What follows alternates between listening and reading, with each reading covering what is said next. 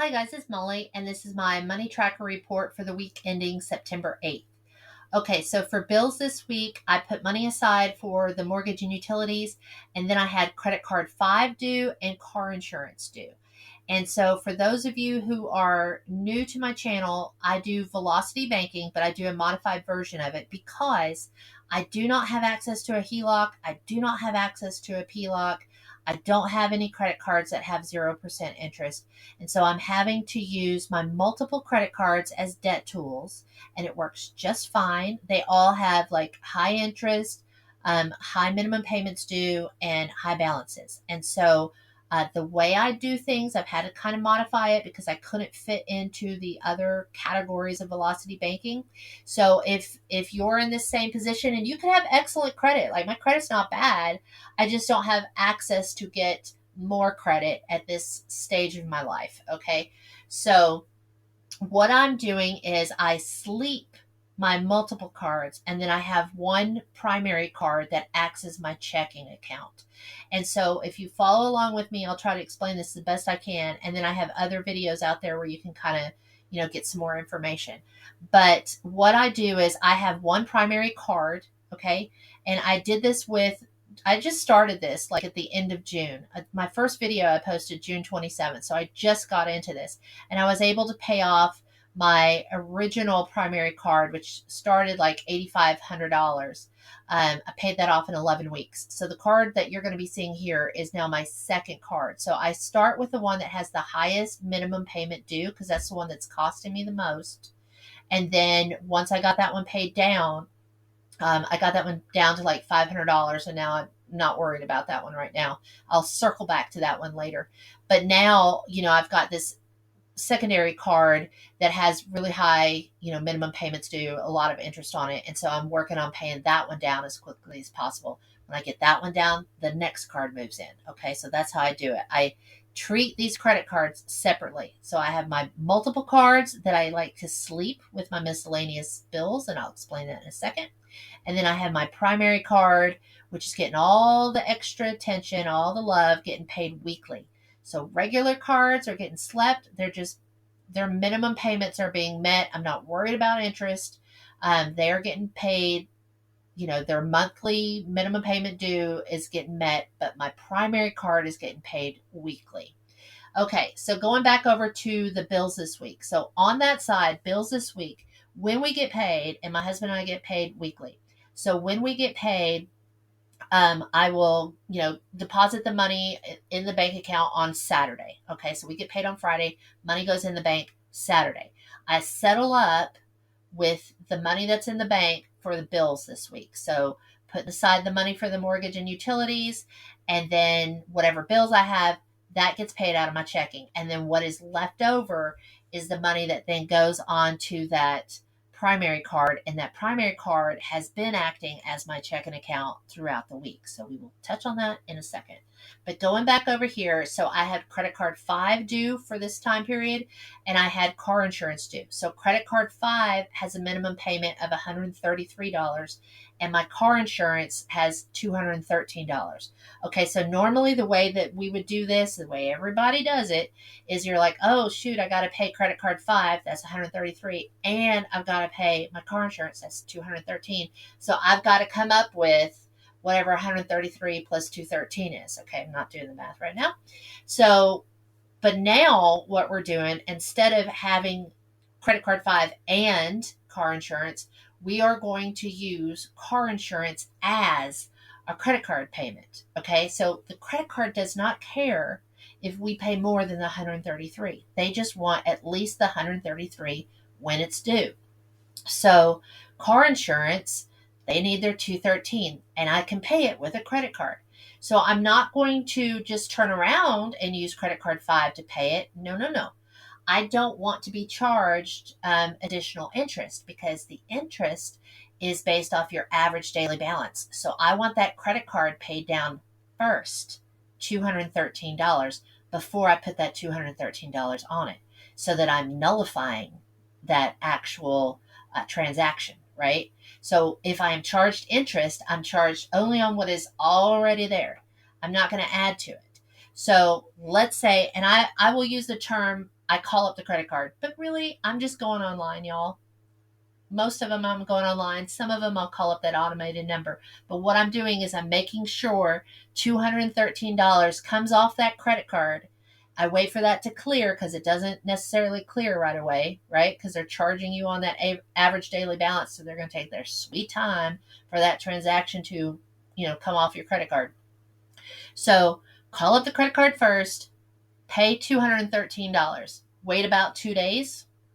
Then I turn around and pay that car insurance with that credit card. So credit card goes down $213, clears, and then I put the $213 back on it, bringing it right back where it was. Okay. This is what I call sleeping the card. So I made the minimum payment, but I'm not worried about the interest. I'm not worried about the balance coming down off this card. I'm not worried about that because all of the additional money that I have, that $133 that I no longer had to spend on that credit card, that's now being funneled. This is where that velocity banking comes in. Is that money is being funneled towards my primary card, because again, velocity is usually spoken of in terms of how quickly water goes through a pipe.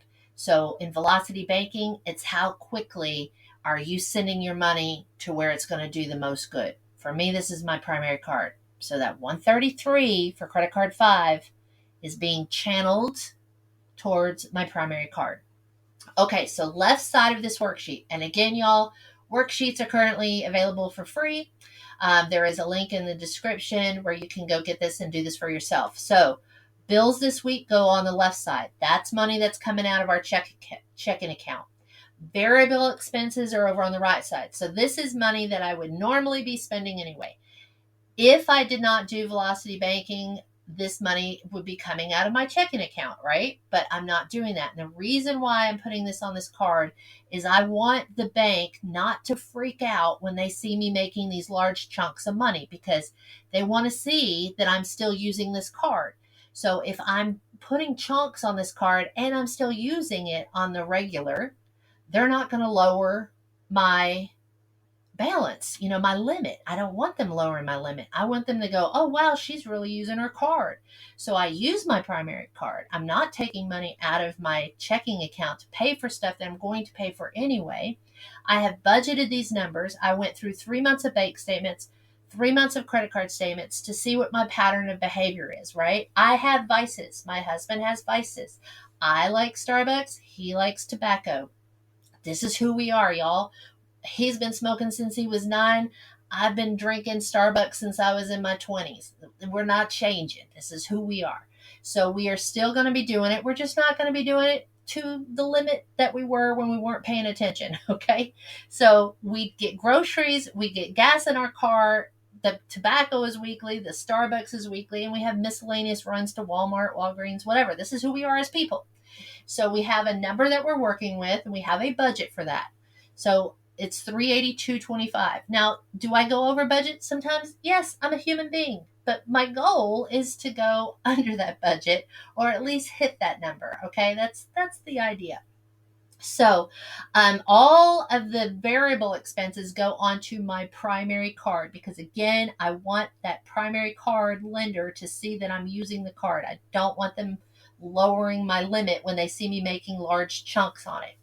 Okay, so what I do then, in the center of this worksheet, there is an oblong circle. So I'm taking the bills this week that I have, that total, which is $813, and I take my variable expenses, $382.25, and I know if I'm going to reach my goal of paying everything I need to pay this week, I need to come up with, for this particular week, $1,195.25, because my income is pretty much fixed, but my husband's isn't. So I make $504 a week consistently. He is a contractor, and his income will vary on the weather, the job, the cost of materials. People, like, for example, I'll just say this. For example, he got injured, so he was out of work for 8 days. That was not good.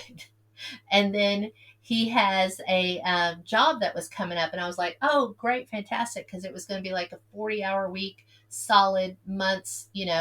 But what happened was the guy who wants him to do it has been pushing him off and pushing him off. So he's not been getting those 40-hour weeks. So first we had the 8 days of no income because he was injured, and then just lately he's only been getting 12 hours a week because he doesn't want to get too far involved with another job, right? Because he knows this other guy wants him, but the other guy keeps pushing him off. So such is the life of a contractor. Okay, so we're dealing with it. We're rolling forward. Here we go. So we know we need $1195.25 for this particular week. So at the bottom of the page, I am using that primary card as if it is my checking account. So I'm putting gas on there. I'm putting my groceries on there. I am trying not to go over budget, but as you can see for this particular week, I went over budget. So gas was, kind of shot up for this week. So we went over for that. And groceries, we got nailed on that for a little bit. So I total that up. It comes to $414.49. So that is how much I put on my primary card this week. And I log it up in my variable expenses. And if you see it in green, it means I came in under budget. And if you see it in red, I mean, I went over budget. And so I went over budget this week. So our income for this week, remember our goal was $1195.25, but what we actually made was the $1304. So I take off the bills this week. So I put my money in the bank, right? The $1304 I put in the bank. And then right then I'm setting this money aside, the $813, because that money is going to be coming from the bank. So that leaves me with $491. Okay, so now we go to our primary credit card. So our primary credit card, the balance, when we ended the previous week, the balance was at $8,731.65. So for this week of September 2nd through September 8th, I'm, spending money on that card. So I put $414.49. So on September 9th, that Saturday, my credit card balance is now sitting at $9,146.14. So this is where I then take that $491 that was left over and I put that as a payment on my credit card. So what this does is, my credit card payment monthly is due and it's $252.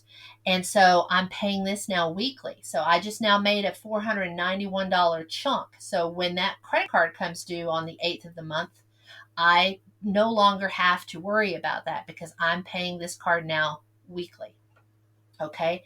So that leaves me with my balance on September 9th, because this is when I settle up.